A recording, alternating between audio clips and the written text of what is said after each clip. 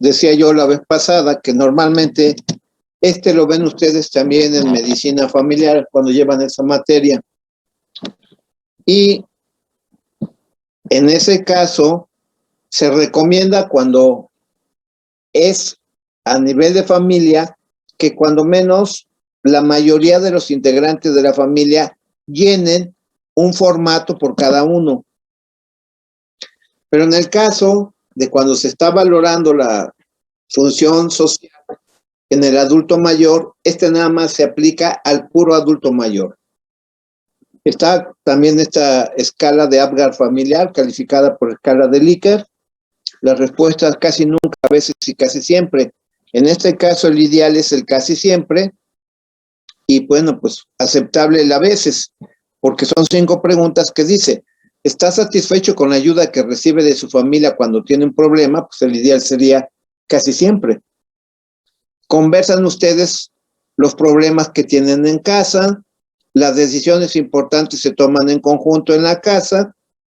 ¿Está satisfecho con el tiempo que usted y su familia pasan juntos y siente que su familia le quiere? Aquí el puntaje ideal es 10. El aceptable 8. 6 es como decir un límite no tan deseable y menos de 6, pues está muy mal la percepción que tiene el adulto mayor de la familia con la que vive.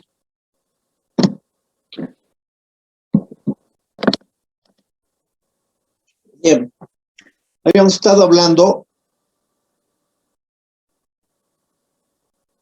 de lo que es el cuidador en los adultos mayores discapacitados.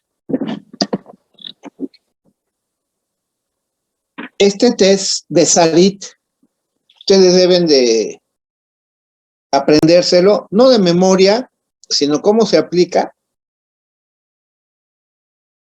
Y este test de Sarit, también conocida como escala de sobrecarga del cuidador, se aplica a todo cuidador de adulto mayor cuando ustedes vayan a consultar a un adulto mayor, si tienen la oportunidad, que no esté presente el adulto mayor y entrevisten al cuidador, siempre y cuando sea la persona familiar, conocido o que sea un cuidador profesional, que son los menos frecuentes, que verdaderamente cuiden a la persona, porque si es alguien que lo está acompañando esa vez a la consulta, pues no tiene ningún caso. Esto se tiene que aplicar a quien cuida permanentemente a una persona con una discapacidad, en este caso los adultos mayores. Está comprobado que después de 1 a 2 años en adelante, un cuidador pierde su propia identidad, pierde su vida privada y empieza a desarrollar problemas depresivos cuando tiene que estar las 24 horas del día, 7 días de la semana, 30 días del mes, etcétera, etcétera, cuidando permanentemente a una persona que a veces es una cosa demasiado demandante, y entonces ese cuidador puede desarrollar lo que en geriatría y en gerontología se conoce como síndrome del cuidador quemado o síndrome de burnout.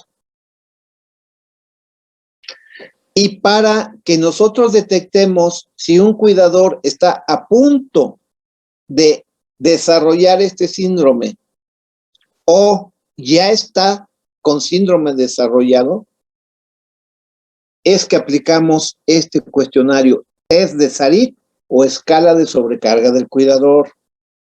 En este caso, también se califica bajo las escalas de Likert, en donde tenemos opciones nunca, rara vez, algunas veces, bastantes y casi siempre.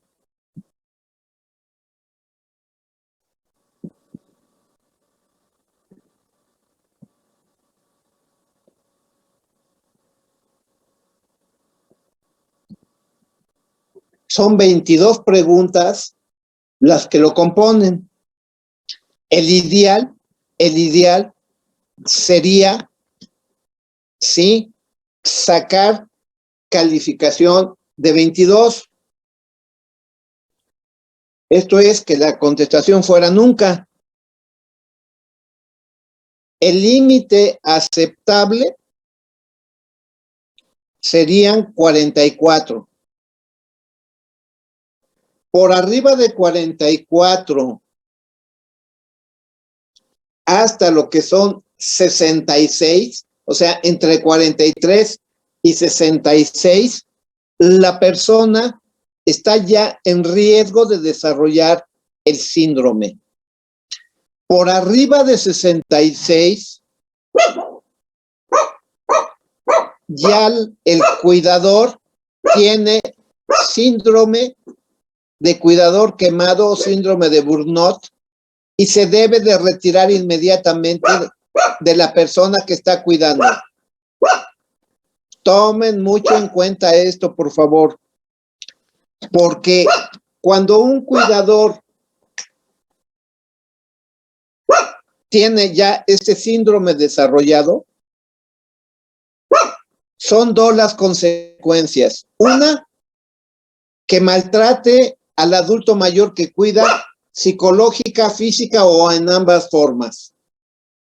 Y la otra es que llegue a un cuadro depresivo tan profundo que intente suicidarse.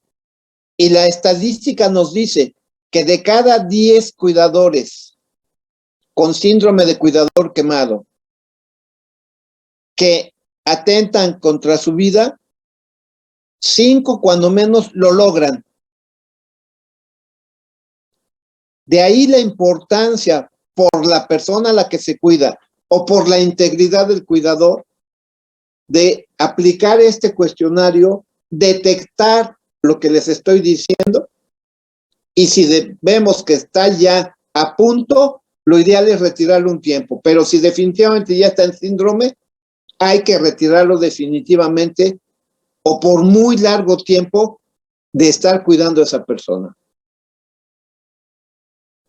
Vean ustedes, les voy a leer 4 preguntas para que se den cuenta que son preguntas en donde se ve que ya el cuidador definitivamente hay un rechazo completo hacia la persona que cuida.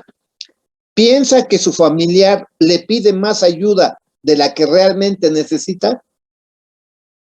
¿Piensa que debido a tiempo que dedica a su familiar no tiene suficiente tiempo para usted? ¿Se siente agobiado por intentar compatibilizar el cuidado de su familiar con otras responsabilidades, por ejemplo, trabajo familiar? ¿Siente vergüenza por la conducta de su familiar? ¿Piensa que su familiar depende de usted? Y así, por eso ahí el ideal sería el nunca o el aceptable raras veces.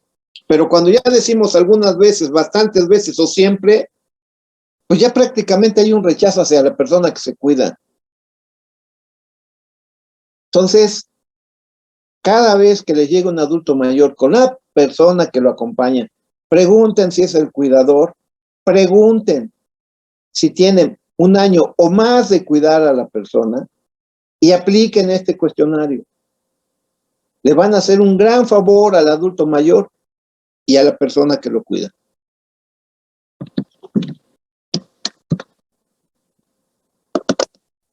Bien, aquí tenemos un cuestionario que se aplica directamente, conocido como cuestionario de apoyo social funcional de Duck Hook. Bien, y aquí, pues este es para saber más o menos qué impresión tiene el adulto mayor para sí mismo de la forma en que está viviendo, puede ser el núcleo familiar, puede ser solo, etcétera. Y aquí nos vamos de la respuesta 1, que sería tanto como deseo, a la respuesta 5, que es mucho menos de lo que deseo. Recibo visitas de mis amigos y familiares, ahí lo ideal sería tanto como deseo. Recibo ayuda en asuntos relacionados con mi casa, tanto como deseo. Recibo elogios o reconocimiento cuando hago bien mi trabajo. Cuento con personas que se preocupan de lo que me sucede. Recibo amor y afecto. Tengo la posibilidad de hablar con alguien de mis problemas en el trabajo. Tengo posibilidad de hablar con alguien de mis problemas personales y familiares. Recibo la posibilidad de hablar con alguien de mis problemas económicos. Recibo invitaciones para distraerme y salir con otras personas. Recibo consejos útiles cuando me ocurre algún acontecimiento importante en mi vida. Recibo ayuda cuando estoy enfermo o en cama. Aquí nosotros, de las primeras 6 preguntas, vamos a poner en el primer cuadro el total del puntaje, que sería 6 o sería 30. Y en esta última, en la segunda, se ponen las respuestas de las 7 a la 11, que en este caso serían o 5 o serían 25. Definitivamente el ideal pues son 11 puntos. Si se tiene, sí, por arriba de 25 puntos en adelante, la percepción que el adulto mayor tiene del apoyo que recibe de la familia o de la sociedad en la que se desarrolla es malo. Ese es el punto de corte, 25 puntos.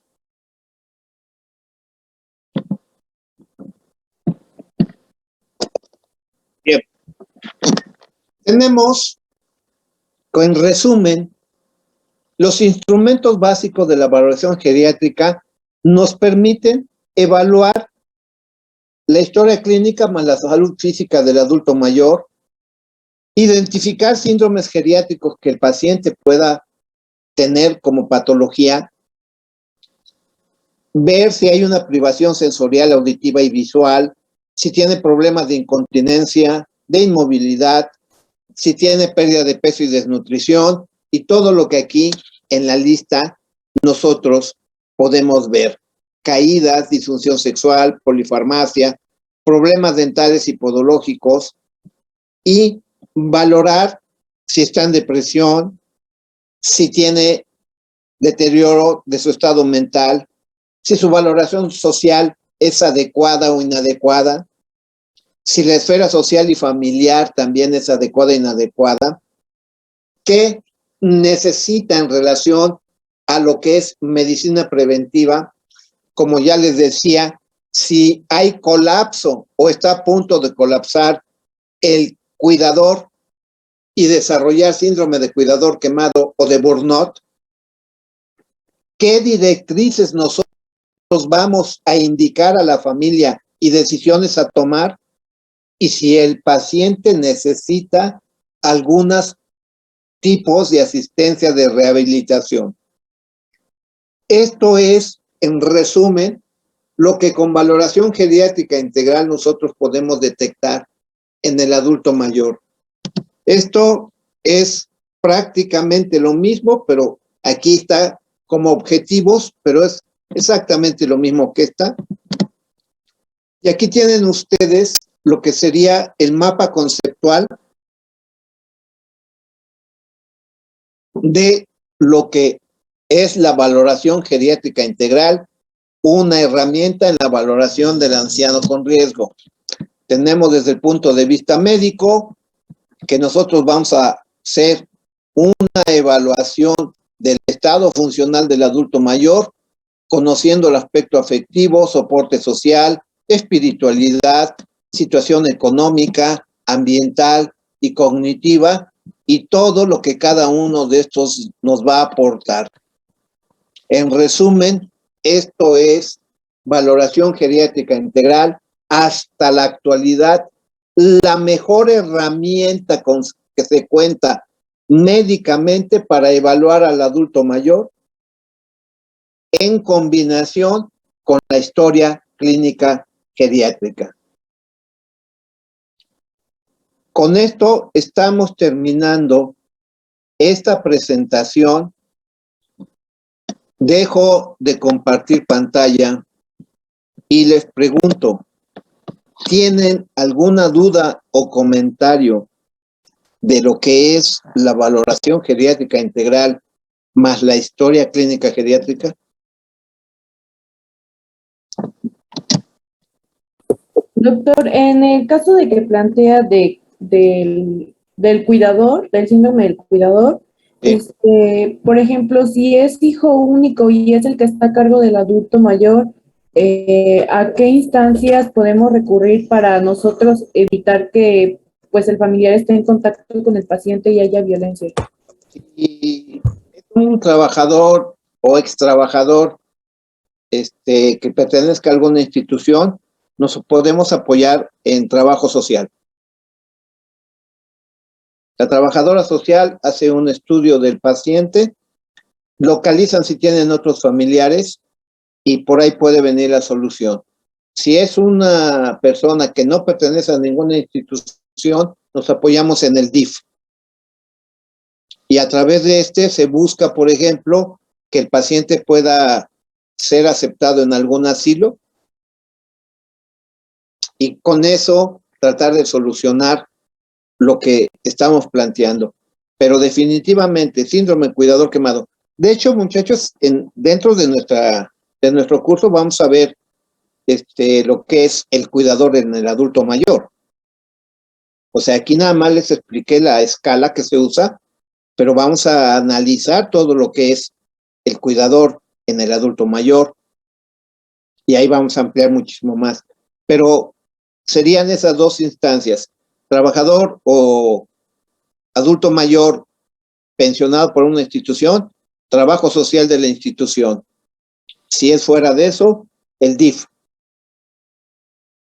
Gracias, doctor. Sí. Doctor, tengo una duda. Cuando, por ejemplo, el adulto mayor es el que cuida a los nietos, ¿también aplica este tipo de escalas? No. Aquí estamos hablando, la escala de test de Sarit se le aplica a un cuidador que cuida a una persona con discapacidad. Si fuera un adulto mayor que cuidara a un nieto con una discapacidad, también entraría en que ahí sí se le aplicaría también a él el test de Sarit. Pero si tú te refieres que como parte de las actividades que un adulto mayor hace dentro del seno de una familia, apoyar con el cuidado de los nietos, no. No, porque aquí el enfoque es quien cuida a alguien con una discapacidad. Ya, gracias, doctor. ¿Ok?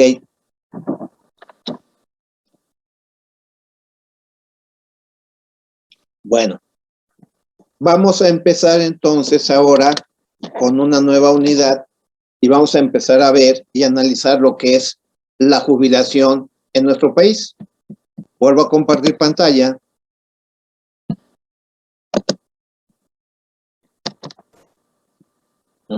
Permítanme.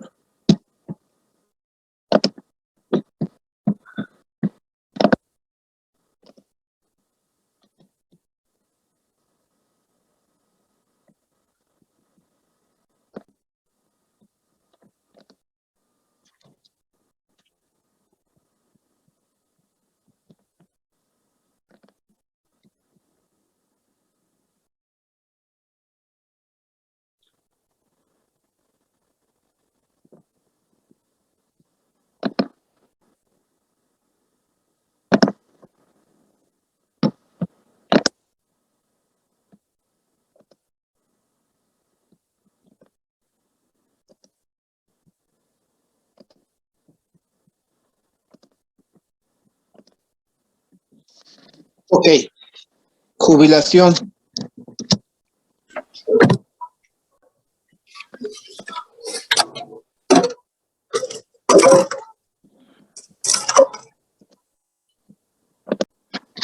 La jubilación en nuestro país tiene unas características muy especiales que a veces no las vamos a encontrar en otros países.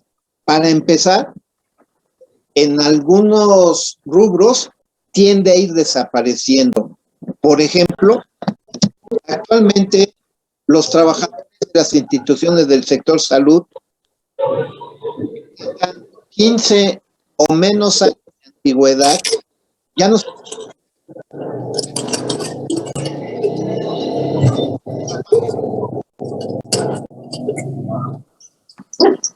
Gracias.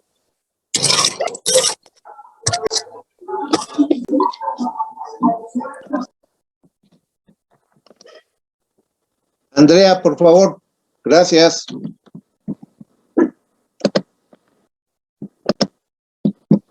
Ok, entonces les decía, importantísimo analizar lo que es la jubilación en nuestro país. Las instituciones del sector salud actuales definitivamente ya están desapareciendo lo que es la jubilación. Jubilación todavía va a permanecer en lo que es empresas, tanto privadas como del sector público, pero todos los trabajadores del IMSS, del ISSSTE, de las Fuerzas Armadas, de Pemex, etcétera, etcétera, ya no van a alcanzar una jubilación. Ellos al final de su vida laboral van a percibir una liquidación única y ahí se va a desligar la situación. Entonces, esa es una de las tendencias actuales que hay en nuestro país. Para las personas que actualmente siguen jubilándose, todavía de las instituciones, sí, toda persona de las instituciones del sector salud con 15 o más años de antigüedad van a seguir bajo el mismo régimen de jubilación actual y solamente las que ya no son de 15 años o menos en estas instituciones. Bajo ese marco, vamos a ver unas definiciones de lo que es jubilación. Retiro del mundo laboral por haber cumplido la edad exigida por la ley o por estar incapacitado para trabajar. Esa es una definición. Otras dos definiciones nos dicen proceso de transición desde la vida laboral a una vida sin trabajo remunerado. Y otra, periodo de la vida desde el término trabajo pagado hacia adelante. Ahora, aquí quiero que a ustedes les quede muy claro que hablamos de la palabra pensión. Y la palabra pensión tiene varias aplicaciones. Si hablamos pensión desde el punto de vista económico, es el monto mensual que se le paga a un trabajador que puede estar jubilado o puede estar pensionado por enfermedad. Y ahí volvemos a usar la palabra pensión. ¿Cuál es la diferencia de lo que es estar pensionado por enfermedad? Un trabajador puede tener 40, 45 años o 50, todavía estar bastante alejado de lo que sería su jubilación, pero vamos a suponer que es una persona diabética, que se controló muy mal de su enfermedad y que su trabajo es ser relojero. Esta persona, para el desempeño de su trabajo, necesita tener muy buena agudeza visual. Al no tener un control adecuado de su patología, esta persona desarrolla retinopatía diabética, lo cual le va a provocar una importante disminución de dicha agudeza visual. Por lo tanto, él, debido a esta causa, ya no puede seguir laborando como relojero, pues ya no distingue lo que sería su fuente de trabajo. Entonces, a esta persona se le va a pensionar por enfermedad y entonces ahí la palabra pensión va en relación a la enfermedad que le impide a un trabajador seguir laborando. Y pensión también se le denomina al monto mensual que se percibe cuando alguien se jubila o se pensiona por enfermedad, para que tengan esto ustedes más claro. Bueno, generalidades de lo que es la jubilación en nuestro país. Sí, aquí hay un dato que fue publicado en el 2015, que en nuestro país todos sabemos que hay dos tipos, sí, de economía. La economía formal, en donde los trabajadores están asegurados o depende del trabajo que desarrollan, están afiliados al ISSSTE, si es en el estado al ISSSTEP o a las Fuerzas Armadas o a Pemex, etcétera, etcétera. Y la economía informal, en donde estos trabajadores no cotizan en el Seguro Social ni en ninguna otra institución y por lo tanto, cuando llegan a la edad de jubilación o todavía más grandes, ellos tienen que seguir trabajando porque si no, pues no tienen con qué comer. Aquí hablamos todos los que trabajan en los puestos que se ponen en la calle, los artesanos independientes como un electricista, un plomero, un herrero que trabajan por su cuenta, los campesinos, los pescadores que normalmente no están asegurados. Y este tipo de economía informal en nuestro país representa el 58% de la fuerza laboral, lo que deja a un 42% probable de poder ser jubilados cuando lleguen a la edad que establece en nuestro país que se puede uno jubilar. Entonces, vean ustedes cómo es mayoría los que no tienen este derecho.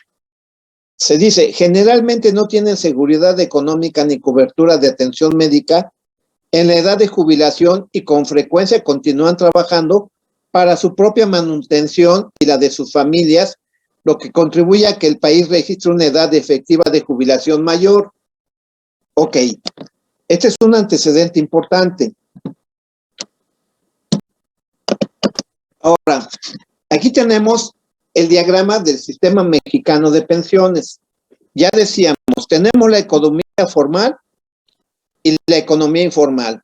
Según la cifra, la formal, la compone el 42% de los trabajadores económicamente activos. Y la informal, el 58%. En la formal, la dividimos en sector privado, los cuales dan de alta a sus trabajadores en el Seguro Social y ellos tienen las prestaciones médicas y al final de su vida laboral, la prestación de pensión.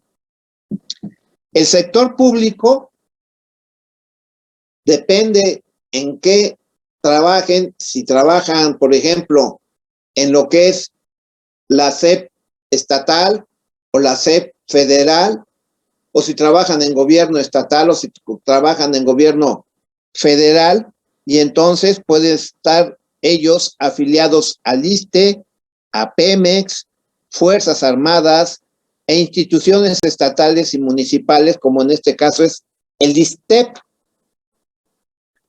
Entonces, esa es la formal. La informal, tenemos un sector privado, que son todos los puestos de comerciantes ambulantes, todos los artesanos que trabajan por su propia cuenta, todos los campesinos, todos los pescadores y todo este tipo de personas que no cotizan. ¿Cuál es al final de su vida laboral? Pues que no tienen ningún tipo de pensión porque nunca cotizaron. En base a este marco, ahora pasamos a lo que es en México la jubilación. Para empezar, y esta es una pregunta de examen de rutina que siempre hago cuando les aplico el primer parcial. Ese es un tip. ¿A qué edad es la edad oficial de jubilación en nuestro país? 65 años. Y esa edad de 65 años prácticamente es una edad universal porque casi en el 100% de los países de todo el mundo, la edad de jubilación es a los 65 años. A excepción actual de 2 países, España e Inglaterra, en donde por el gran envejecimiento de la población y que cada vez vivimos mayor número de años, ellos ya ampliaron la edad de jubilación a los 70 años, España e Inglaterra. Fuera de esos 2 países, todos los demás países, sean desarrollados o en vías de desarrollo, es a los 65 años, incluido nuestro país. Pero una característica muy importante que destaca en nuestro país es que muchos trabajadores de economía informal a determinadas edades, que ya puede ser adulto, empiezan a trabajar en la economía formal y por lo tanto empiezan a cotizar en el IMSS, sobre todo, a edades ya de personas adultas y no de jóvenes como son otros trabajadores. Como el requisito para lograr una jubilación o una pensión por enfermedad es que se tengan 1,500 semanas cotizadas, saquen ustedes o dividan 1,500 entre 52 y vean cuál es el mínimo indispensable para tener derecho a esto. Por lo tanto, aunque la edad oficial en nuestro país es para jubilarse de 65 años, es mayor el promedio de edad en donde se jubilan los mexicanos, siendo de 72.2 años en promedio para los hombres y 69.5 para las mujeres. ¿Sí? Por eso, en el párrafo final de esta diapositiva dice que en nuestro país, 1 de cada 4 hombres puede tener 80 años y seguir trabajando. Y aquí tienen ustedes esta foto que es más que ilustrativa, en donde ven ustedes las edades de estas personas, ya esta persona encorvada completamente, con un auxiliar para caminar que es el bastón, esta persona que son los que trabajan y que es lo más a lo que se aspira a veces para conseguir trabajo en estas edades en nuestro país. Y lo más difícil, esta persona con 80 años aproximadamente manejando un autobús del transporte público, el riesgo ya por visión, por disminución de reflejos que implica para él y para todo el pasaje. Esa es la realidad de nuestro país. Hasta aquí nos vamos a quedar el día de hoy. Dejo de compartir pantalla. Con esto terminamos nuestra clase del día de hoy. Continuamos el día de mañana. Les deseo que pasen una excelente tarde y mejor semana. Se me cuiden mucho y como siempre me despido de ustedes. Que Dios los bendiga. Nos vemos el día de mañana. Gracias, doctor.